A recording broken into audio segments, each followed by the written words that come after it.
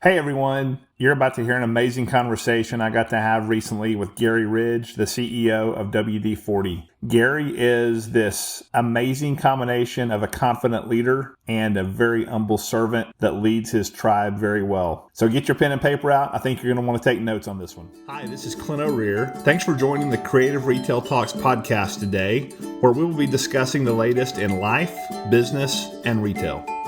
Hey everyone, welcome to Creative Retail Talks, and I am so excited today to be visiting with Garry Ridge, Chairman and CEO of WD-40. So Garry, thank you for being with us today. Hey, g'day, Clint. It's a pleasure to be with you. I've been excited about visiting with you for a while. I know you're in the oil products business, but we're going to talk about a lot of things that have nothing to do with oil that I know you've used to grow your business and to grow your people. And I'm really excited about talking about those principles and sharing those with our listeners, especially those people in the creative industry. I'm going to start out by reading your bio. Garry Ridge is Chairman and Chief Executive Officer of WD-40 Company. He's responsible for developing and implementing high-level strategies, all operations, and the oversight of all relationships and partnerships for the company. Garry is passionate about the learning and empowering organizational culture he has helped establish at the WD-40 Company, and his vision and leadership have positively impacted the WD-40 Company in both measurable and immeasurable ways. Garry joined WD-40 Company in 1987 and has held various management positions in the company, including Executive Vice President and Chief Operating Officer and Vice President of International. He has worked directly with WD-40 Company in over 70 countries. Garry is also an adjunct professor at the University of San Diego, where he teaches the principles and practices of corporate culture in the Master of Science and Executive Leadership program. And in 2009, he co-authored a book with Ken Blanchard outlining his effective leadership techniques titled Helping People Win at Work, a business philosophy called Don't Mark My Paper, Help Me Get an A. I love that philosophy. A native of Australia, Garry holds a certificate in modern retailing and wholesale distribution and a Master of Science in Executive Leadership from the University of San Diego. So, Garry, my first question is, do you ever sleep? Well, what I should do, Clint, is give you my introduction.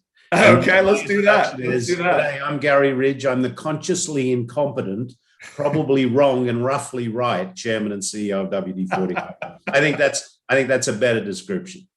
I love the humility and vulnerability in that. Absolutely. And I know that's part of your magic. So tell me about your journey through the WD-40 Company on your way to the CEO seat, and what some of those leadership principles are that you learned and applied before you were ever CEO. Yeah, thanks. Well, as you said, I joined in 1987 down in Australia. I worked for the distributor of WD-40 before I joined, and that's how I got to know the folks here in the US. I'd fly over on an annual basis and attend their sales meeting. And I think at one time I was traveling in a bus back from Mexico. We'd been down there for a dinner, and I think because I taught everybody to sing "Tie Me Kangaroo Down" sport, I got someone's attention. But anyhow, in 1987, the then leadership of the company decided that they wanted to open a subsidiary down in the Southern Hemisphere. They really started to get very serious about taking the brand globally. At that time, the brand was and continues to be very strong in the US, but the opportunity for growth was outside the US. Yeah. And they'd opened a subsidiary up in Canada. They had some stuff going on in the UK, and this was going to be the base for the Asia Pacific business. My dad was an engineer. He worked for the same company for 50 years, from when he was 15 to when he was 65. And when I shared with him, hey, Dad, WD-40 want me to go work for them, he gave me a great piece of advice. He says, you can't go wrong with that stuff, son. Great advice. We opened the company on July 4th, 1987. They had a holiday here to celebrate that, I believe. And and I opened it with a fax machine under my bed. You know, it was really a startup from the boots up. And then for the next few months, we worked at getting premises and employing people. January 1, 1988, we opened for business. And then from 88 to 94, I did most of my work down in Asia. I probably took the first can of WD-40 into mainland China. Our competitor then was dirty diesel oil, ignorance in a hammer. That was our competitor in China in those days. And then in 1994, I was having a conversation with my then boss, the guy who hired me, and I said, "Is there anything else you'd like me to do?" And he said, "Funny you should ask. You want to move to the US?" And I said, "To do what?" And he said, "Well, we really need someone to lead our global expansion. And it seems like you've got a passion for that." And I said, that sounds like a pretty good idea. So we packed up our toys and we moved to San Diego, and I got the opportunity to start our global expansion program. And 1997, the then CEO retired. And for some reason, the board of directors felt that I might be a guy that could take that role. So they gave me a chance. And at the same time, I went back to school. I went to the University of San Diego, where I now teach, and I did the master's degree in leadership because I really wanted to understand how we could expand around the globe. I knew that micromanagement was not scalable. And I was intrigued with the principles of servant leadership. That's where I met Ken Blanchard, the 1 Minute Manager. He was my professor, and he and I became great friends. And as you know, we wrote a book together. And I learned a lot about, what does it mean to create a place where people really want to go to work. One of the things I think is really sad, Clint, is about 70% of people who go to work every day are disengaged. And Aristotle said, who was born in 384 BC, said, "Pleasure in the job puts perfection in the work." And I'm not quite sure why, as leaders, we don't understand that. Our role is to create a place where people go to work every day. They make a contribution to something bigger than themselves. They learn something new. They're protected and set free by a compelling set of values, and they go home happy. Because happy people create happy families create a happy community, and a happy community will create a happy world. And by gosh, we need a happy world. So that was the path, was really learning really at an early stage that you need to love and involve your people in everything you do, because I'm consciously incompetent.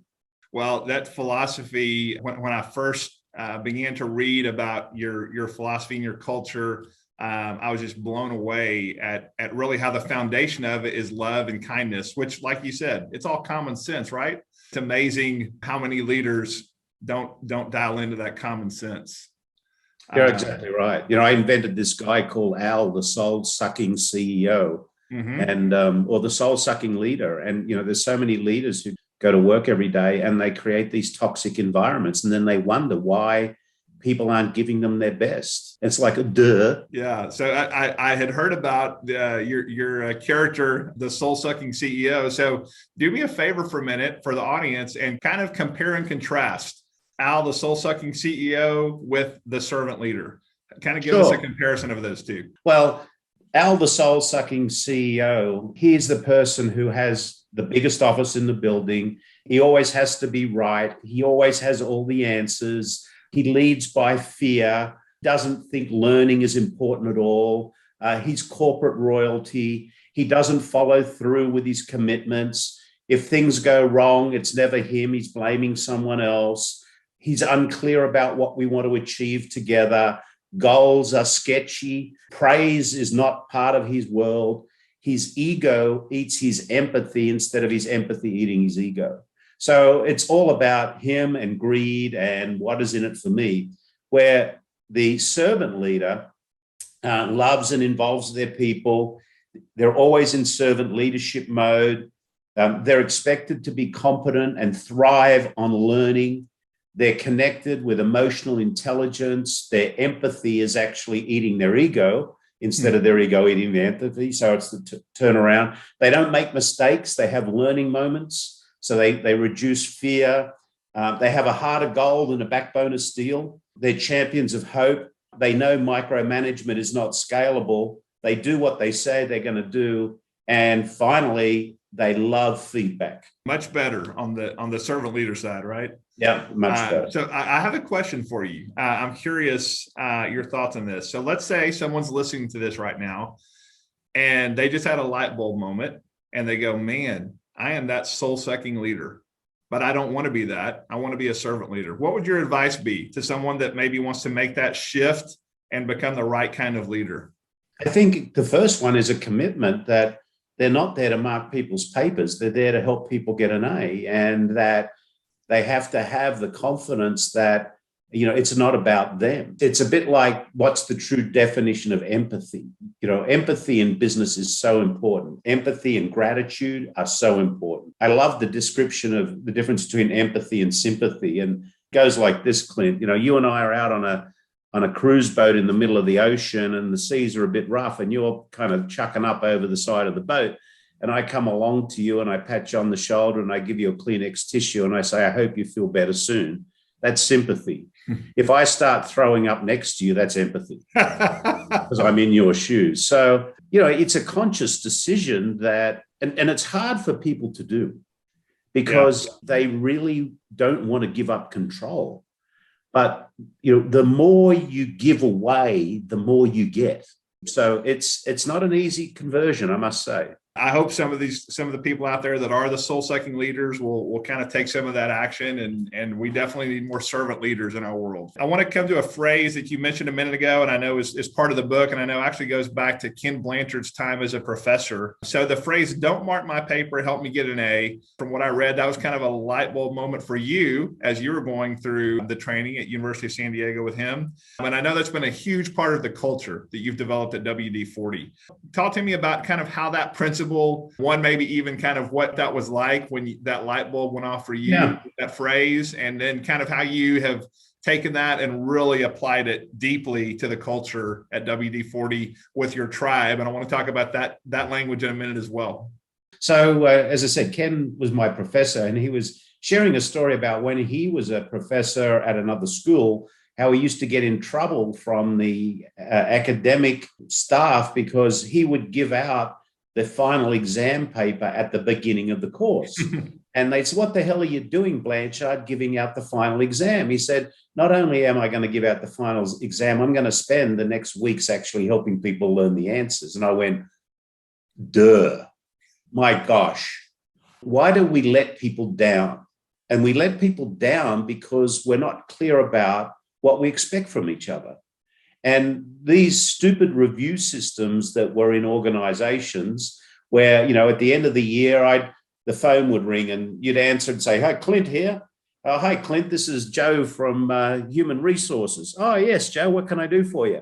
"Well, don't forget that by next Thursday, your annual reviews for your tribe or your team members need to be in HR. And we need them by that date to be able to put them in the system. And I'm sure you're working on them." And Clint says, yeah, no problem. And he puts down the phone. He goes, "Oh my God, what am I going to do?" So if it's a really sloppy company, they've even given you some piece of software where you could go in and put in numbers and whatever. And if you don't like the answer at the end, you adjust the spreadsheet. And then you give Johnny a call, and Johnny comes in and you say, "Well, I'm going to give you annual review, Johnny. Here's a couple of things you should have improved on, and here's your paper, and that's about it." And it's like, well, thanks a lot. How have you been helpful around that? If you would have told me where I could have improved, 90 days ago, maybe we could have worked together. I could have got better at it. You could have coached me, and we'd be in a different situation.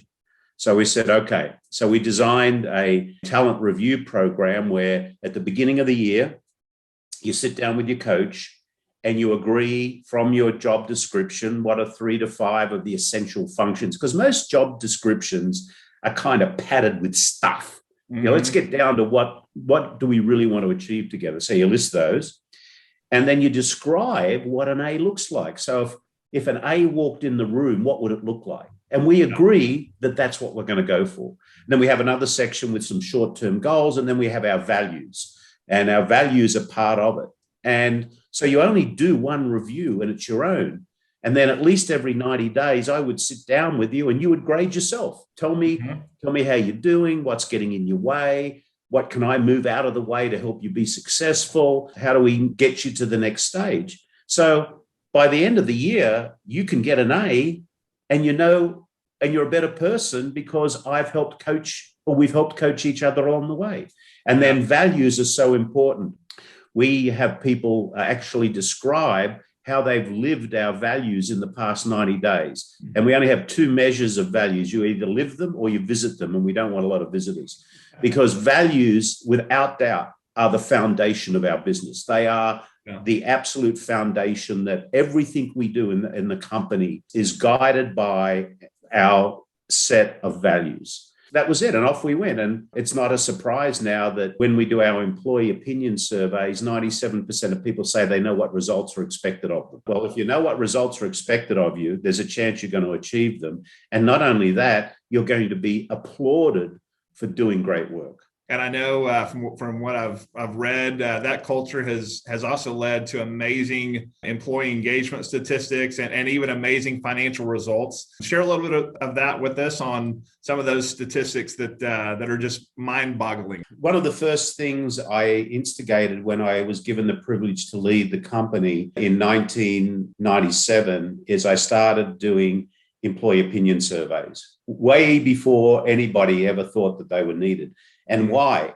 I needed some data to understand what's the pulse of the organization. So we've been doing them since 1997. In the latest results that we did, and we just actually completed a survey in January. The one that we did before was just March before COVID. And I wanted to make sure we hadn't had any draining of our tribal equity. And the results were fantastic. They came back as good as or better last year, which I thought was great. We have a 93% employee engagement. 98% of our people globally say they love to tell people they work at WD-40 company. 97% say they know what results are expected of them. And here's one that really blew me away. Last March, one of the questions I am excited about the company's future. And we got a 94% global positive rating that people were excited about the future. In January, it was 98%. It went up 4 percentage points. And we've just been through and continue to go through this year of isolation, virtual working from home. And I asked, I see Ken Blanchard probably at least once a week is when we play golf together. But and he's 81 years old now and he still plays golf. What a guy. Wow. I said, what do you think this is, Ken? And, we talked about it and it's trust.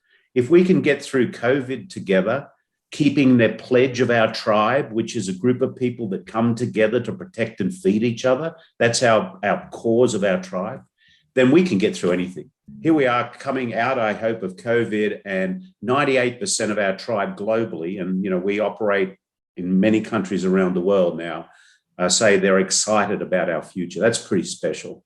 That is. Didn't I read that when you first did that survey in 97, wasn't employee engagement rate around 40%? So you've gone from 40 to 93 through this change in culture then? Yeah, by being strategic, pragmatic, collaborative, and disciplined, and treating people with respect and dignity. Yeah, that's phenomenal. But while we're talking about the pandemic, let's talk about that for a minute. I know I've heard you talk about the pandemic trend of isolation innovation having a positive impact on the business. And we've seen some similar things in the arts and crafts and creative sector as well, with some of the stay-at-home trends impacting products in our categories. Tell me kind of from a leadership perspective, as you're leading the tribe, you talked a little bit about some isolation that can happen on teams and tribes through this. And obviously for all leaders, it's been a time where we've really had to look at maybe new ways of doing things. Tell me just kind of maybe on your personal journey and through leading your tribe, what has the pandemic year been like? And maybe what are some things that you guys have had to do different, still staying true to your culture, but maybe doing it in different ways in this crazy last year that we've all been through? Yeah, one of the things that became clear to me real early was in times of great and real need, people can pivot around fear. And just using virtual tools is one example of that. We had installed basically what we have now to be able to communicate around the world. But people kind of weren't comfortable using it as much. In fact, I was frustrated. I was saying to some of our IT people and our training people, we've got to step up the training on this stuff. We've invested in all this technology and we're not getting the benefit from it. And then it became compulsory. They pivoted around fear. So that was interesting. The other thing is that the person we said, see you Monday morning to, on Friday in March 2020 is not the same person that we're going to say hi to when we get back together. Everybody has been on their own personal hero's journey. And one of the things that I've been thinking a lot about is kind of what I call re-entry. And if you think about the metaphor of a space rocket piercing the atmosphere, returning to Earth, it goes through a lot of turmoil, a lot of heat, a lot of disruption. And I think we have got to start helping our people come into re-entry, rebuilding those personal relationships again. Now, we've been doing a lot to try and keep that going over time with certain events we've had online. And I normally travel about 200,000 air miles a year around the world being with my tribe. I haven't been on a plane since last March. So, we're all missing each other a lot because we are a very connected group and we're dying to get back together again. And I think also that's something that we've got to be, really, really aware of. We did in our survey ask people how they've coped working from home. And there's two camps. There's the people who love it and the people who hate it. So, a lot of companies are thinking about their work from home policies. We've changed that. We're calling it work from where, because what we've worked out is you can work from anywhere you really want to. Absolutely. These days. So, we want to get clear around that. But when COVID hit, we had three very clear objectives. Number one, the safety and the well-being of our tribe was our number one objective. Number two was staying connected with and servicing our customers the best we could. And number three was maintaining the business infrastructure so that we could thrive when we came out of this, because we believed that we would come out of it. And hopefully we're on that journey now. So we are a stronger company today than we were a year ago because of this journey. It's so sad that, so many people have been impacted in a sad way by COVID, and that's horrible. As we talked about isolation renovation, that door that you used to hear just twice a day when you went out in the morning and came home at night, now you're hearing it 40 times a day. So people are spraying little WD-40 more often around. They're like, we're going to take care of that, right? Yes. One of your recent blogs, you talked about gratitude and the gratitude of being stronger than you were a year ago. Tell me a little bit about how does gratitude play into your personal journey, your leadership journey? Tell me a little bit about that. One of my dear friends is 𝗧𝗔𝗞𝗘𝗔𝗪𝗦. He wrote the book Leading with Gratitude. And, there's a lot of research out there that, really does prove how healthy gratitude is. We all have something to be grateful for, even if it's just, I'm grateful that I opened my eyes this morning. That I could put my feet on the ground. So, I think that taking the time to reflect and to, be in that positive, pragmatic, positive mindset is really important. One of the things that really influenced my thinking many, many, many years ago when I first was given the privilege to lead and serve the tribe was I was reading some of the Dalai Lama's work, and he said, our purpose in life is to make people happy. If you can't make them happy, at least don't hurt them. And I think, spreading gratitude is helping make people happy. So it's really important to really show you're grateful. And for just, life's a gift. Don't send it back unwrapped. Amen to that. Absolutely. I was actually going to ask you about that moment that I read about in that blog post. So let's unpack that a little bit more. You were telling the story about how you were flying from California to Australia, and you really got clarity on your purpose from what you're reading about the Dalai Lama. So unpack that for me a little bit more, and kind of that moment of where you really got clarity on your purpose there.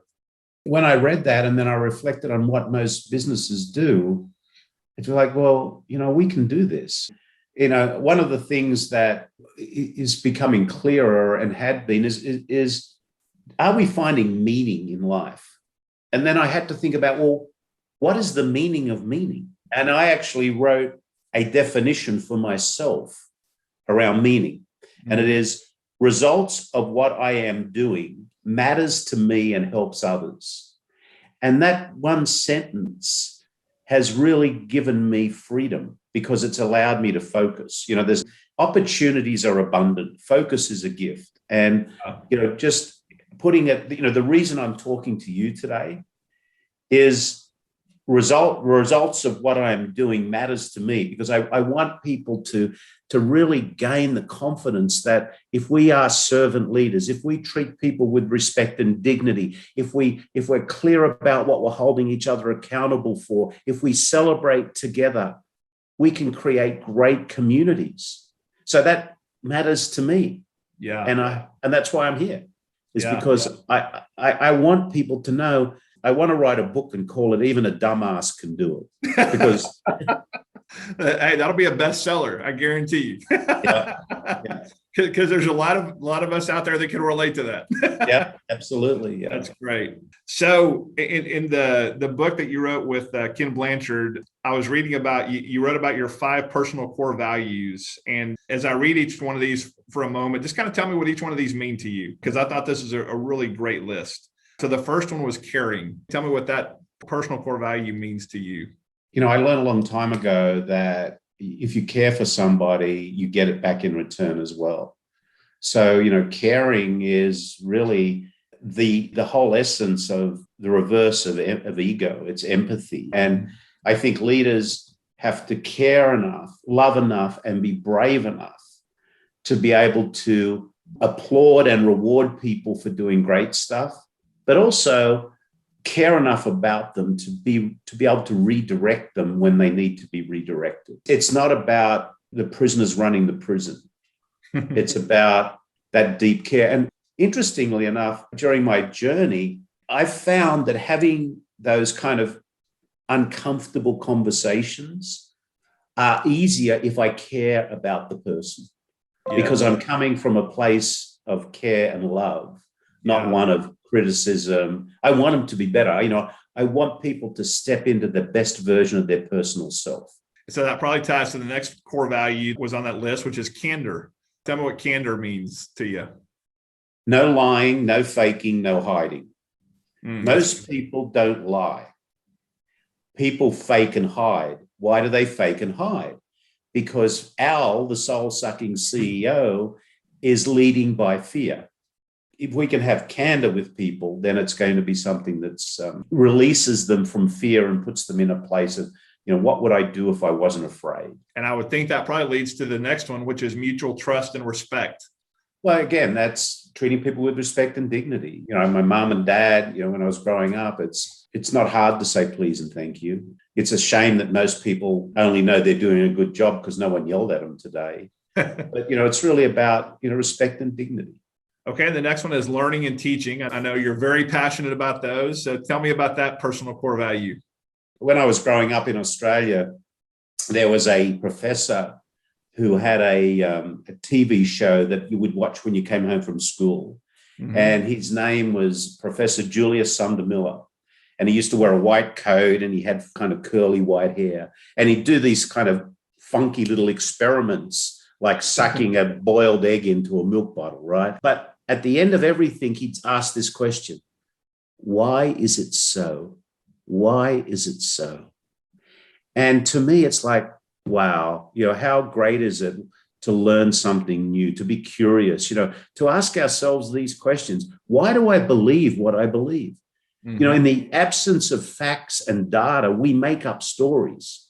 And those stories become real, and then they become our belief. And I think by just being continually curious, you really get clarity around, why am I believing what am I believing? I just read Adam Grant's latest book called Think Again, and he has a question in there: what facts would you need to know to change your mind? And Nelson Mandela said, education is the most powerful tool we have to change the world. Yeah. So that's why, I love teaching at USD, and we're a learning organization. That's why we say we don't make mistakes, we have learning moments. And I do want to come to that phrase in just a minute as well. The last personal core value that was listed there was persistence. So tell me about persistence from Garry Ridge's perspective. Yeah, it's really never, ever, ever give up. I often used to say, now we've decided all the reasons why we can't do this. Can we just get on with it? It's not persistence to the end of stupidity, but, you have to be persistent. However, you have to be focused as well. So again, I've said earlier that your opportunities are abundant, but focus is a gift. There's a great book by Al Ries called Focus, Your Future Depends on It. And it's again, don't try and influence things that you can't change. So again, it's really about that persistence around what's really important to you, and do that and do it well. So you mentioned learning moments a minute ago, and that's another phrase and principle that I just really admire in how you utilize that. So tell me how you've used that phrase and what that means in terms of failure and mistake, or not calling it failure and mistakes. So share with us a little bit about learning moments. Well, the fact is that probably 70% of what we try fails, right? But if we let that 70% paralyze us, that's bad. What came clear to me was, I don't hear people running around corridors yelling out with glee, I failed, I made a mistake, because people don't want to do that. So what do? They either hide the mistake or they have fear of failure, so they paralyze. So I said, wait a minute, let's take the word failure out. Let's really focus on learning. So we said, we don't make mistakes. We have learning moments. And the definition of a learning moment is a positive or negative outcome of any situation that needs to be openly and freely shared to benefit all people. So if you were in any one of our facilities around the world or on any call virtually with our tribe members, I guarantee you would hear more than once, well, I had a learning moment about that, or this is my learning moment, or I think there's a learning moment there for us to think about, which again stops people wanting to fake and hide because it's okay. And, even the best baseball hitter only hits 30 out of 100 balls. So it's just a mindset. A lot of stuff is a mindset. How do you get people in a situation where they're comfortable with vulnerability? They, I mean you no harm, a circle of safety, so that they can, really bring out the best of themselves. And I would think that's a huge contributor to the tribe at WD-40 going home happy every day. I've seen a lot of corporations. I've worked in some, and I see in others from the outside looking in, this focus on, hey, you failed. Why did you fail? What happened there? What was the mistake?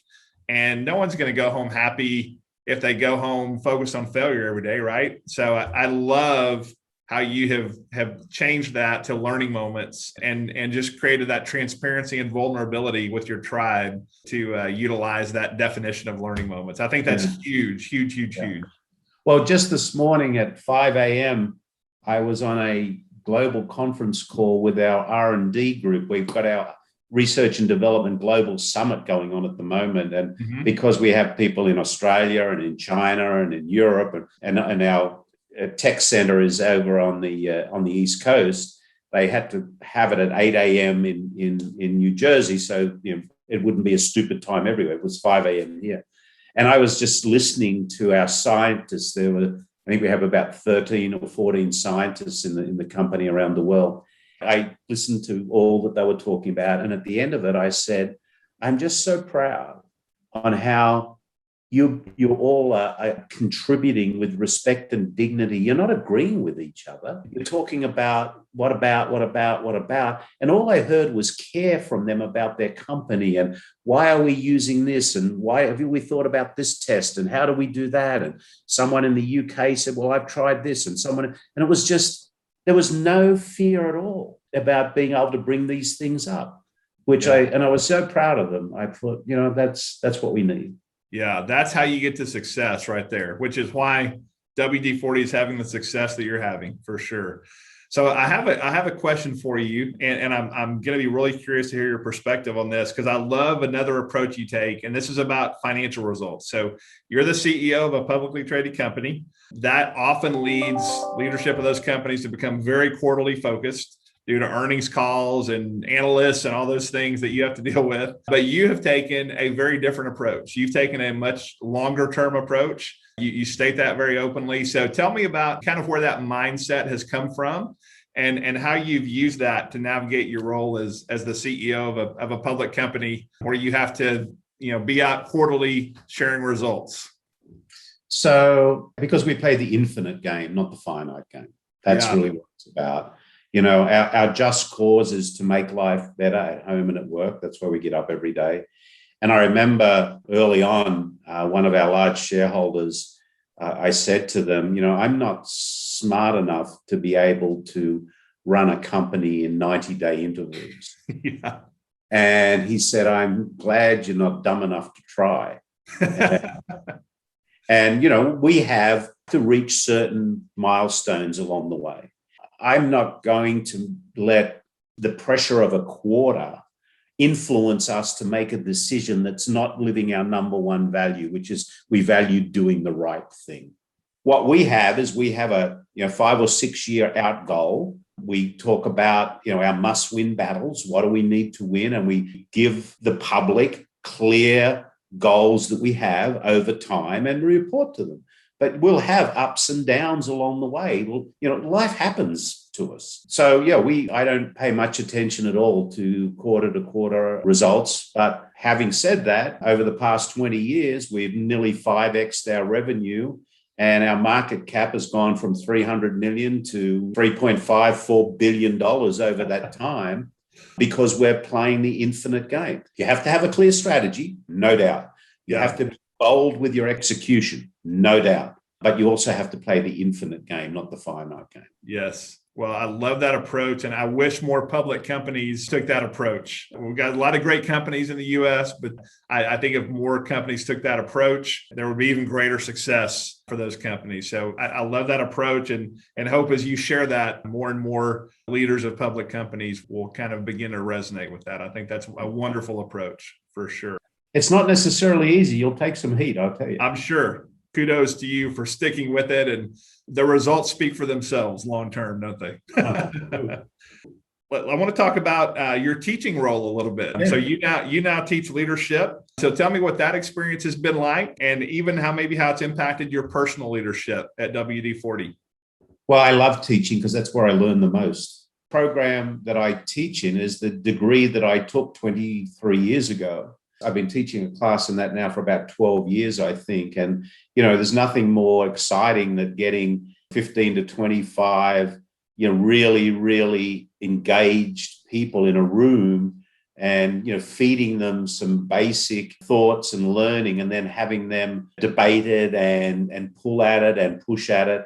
And, I've been able to bring people like Marshall Goldsmith, Simon Sinek into the classroom. They're friends of mine, and take some of their learning. So I just love the learning I get from them. Every time my co-teacher, Dr. Janice Thompson, and I, every time we finish our class, we have a review, and wow, we're always amazed about how our points of view have been further influenced by this brain trust that we bring together. Because the class is made up of, people who have been in business for a while or been in leadership for a while. They have a few leadership miles on their clock. So right. They have scar tissue as well. I want to know what their scar tissue is, because I have plenty of it. So right. I know you mentioned you learned that way from Ken Blanchard, and I know you said he's been a mentor to you. Tell me a little bit about what that relationship has meant over the years, and kind of what are some of the key learnings from that relationship, and what are some of the key things that relationship has meant to you over the years? Well, I wouldn't be who I am today if it wasn't for Ken Blanchard, or for my willingness to listen to him, probably. Ken is an absolute champion of servant leadership, about really making sure that we're there to serve our people. Leadership is not about being in charge. It's about taking care of the people in your charge. And, transparency, openness are really so important. It's been just a remarkable gift that I was given to be able to. And as I said, we're dear friends, and he's just one of those very, very special people. His book, The 1 Minute Manager, and so many of the books that he's written are parables. It's so easy. It's not a textbook. It's a parable, a story of reality. And he's done, Leadership with Love with Colin Barrett from Southwest Airlines, The 1 Minute Manager, Raving Fans. All of them are about how do we create an environment where people thrive, where they fly like eagles instead of quacking like ducks. That's what it's about. So, Garry, let's say there is a young leader listening to this. Maybe they're moving up in the ranks, or maybe they've just taken over a major leadership position as an executive VP or CEO of a company. What would your advice be to that young leader that's maybe 30 years behind you or 20 years behind you? What would your advice be to that person? The three most powerful words you'll ever learn are, I don't know. So get very comfortable with them. It's not about you. It's about those you lead, and everybody who you interact with, as Bob Chapman would say from Barry Weinmiller, is someone's precious child. I'll add to that saying someone's precious child, father, mother, sister, brother. And it's how you help people be their best is how good you will be. Because at the end of the day, it's about the people. It's about the people that you're with. Leadership is a sacrifice. However, it's a wonderful sacrifice. Yes, absolutely. Great point. Well, I want to end with kind of letting people know how to get a hold of you, and we're going to put all this in the show notes. But I know you've got a great website that talks about your speaking, coaching, and the Learning Moment website and organization and blog, great blog as well. So let's end with maybe kind of sharing what are you doing with the Learning Moment, and how can people utilize you as a resource if they want to connect with you to work with you personally to learn and grow? Sure. The www.thelearningmoment.net. I actually have another one called the soulsuckingceo.com. Do you really? I got to go check that one out. It goes to the Learning Moment. Okay. I'll have that. And then, LinkedIn is a place where I publish articles from time to time, interact with people there. I'll be releasing a new book called The Unexpected Learning Moment in the next month or so, which is really a summary of all of the learning over the COVID time, and that'll be up on my book recommendation page that's in my Learning Moment website. Yeah, I look forward to checking that one out for sure. Yeah, The Unexpected Learning Moment. Okay, so coming soon. That's great. Coming soon. Yeah. Well, Garry, this has been such a pleasure. Thank you so much for your time today, and just for sharing your learning moments from your experience, and just your heart and your philosophies and the culture you've built at WD-40. Congrats on the success you guys are having with that culture and that long-term approach. So thank you again. And it's been just a pleasure visiting with you. And I look forward to hopefully talking again somewhere down the road.